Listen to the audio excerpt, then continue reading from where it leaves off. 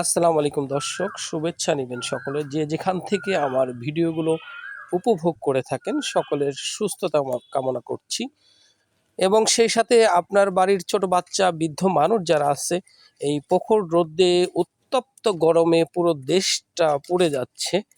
আমরা নিম্নআয়ের মানুষ যারা আছি আমরা যথাসাধ্য চেষ্টা করব পানি বেশি পান করা, ডাক্তার যেভাবে এই গরমে যে কথাগুলো বলে থাকে সেগুলোর নিয়মগুলো মেনে চলা।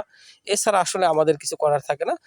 আর আমি রাস্তার প্রয়োজনে মানুষের প্রয়োজনে রাস্তা, বাড়ির সামনে এই প্রসঙ্গটায় যদি যায়, বাড়ির সামনে রাস্তা হয়েছে, গাড়ি হয়েছে, অনেক ছোট বাচ্চা, বেশি বৃদ্ধ মানুষ যারা এখন অচল এক প্রকার বলা চলে, রাস্তাঘাটের অনেক কিছুই তারা বুঝে উঠতে পারে না, রাস্তায় বের হয়ে চলে আসে, একটা দুর্ঘটনা ঘটে যায়।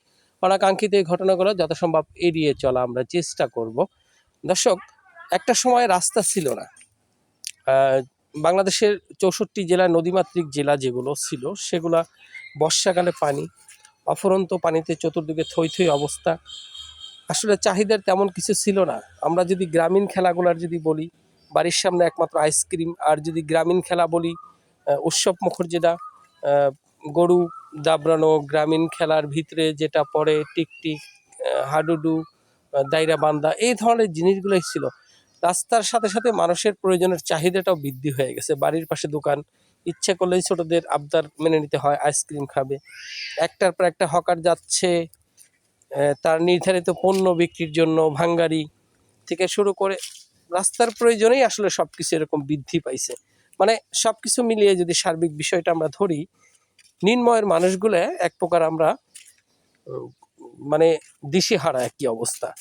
গরমের জন্য আমি এই অবস্থাতে যেটা অ্যানালাইজ করতে পারলাম অথবা দেখলাম, কৃষি পণ্যগুলো কিন্তু অনেক কিছুই ক্ষতি হচ্ছে বিভিন্ন জেলাতে, তথা আমাদের মানিকগঞ্জের হরিরামপুরেও কিন্তু আসলে এটার ব্যতিক্রম না। আমি অনেক কৃষকের সাথে কথা বলে দেখেছি, এই পণ্য আমাদের যখন ক্রয় করব তখন কিন্তু বেশি দামে ক্রয় করতে হবে। একে তো প্রত্যেকটা জিনিসের বৃদ্ধি ঊর্ধ্বমুখীর এই সময় আমাদের ক্রয় ক্ষমতা একদম নাবিশ্বাস বলা চলে, সব কিছু বাহিরে চলে গেছে। এর ভিতরে যদি এই অবস্থা দাঁড়ায়, পণ্য যদি তার নির্ধারিত ফলন না হয়, তাহলে আমাদের ক্রয়টাও কিনতে হবে বেশি। যাক, সার্বিক বিষয়গুলো মাথায় রেখে এই গরমে মহান রব্বুল আল্লাহ পাক সবাইকে ধৈর্য ধারণ করার তৌফিক দিক। আর আপনারা অচিরেই জেনে গেছেন, সামনে মাসের প্রথম দিকে বৃষ্টি হওয়ার সম্ভাবনা হবে, এরকম আবহাওয়া অধিদপ্তর একটা ধারণা সাধারণত দিয়েছে। যাক, আজকের কথাগুলো আসলে এই গরমের উত্তপ্তর ভিতরে বলাটা খুবই কষ্ট হচ্ছিল। সকলে ভালো থাকবেন। বরাবরের মতো আমি মানিকগঞ্জের হরিরামপুর থেকেই আপনাদের সামনে ভিডিওগুলো তুলে নিয়ে আসি।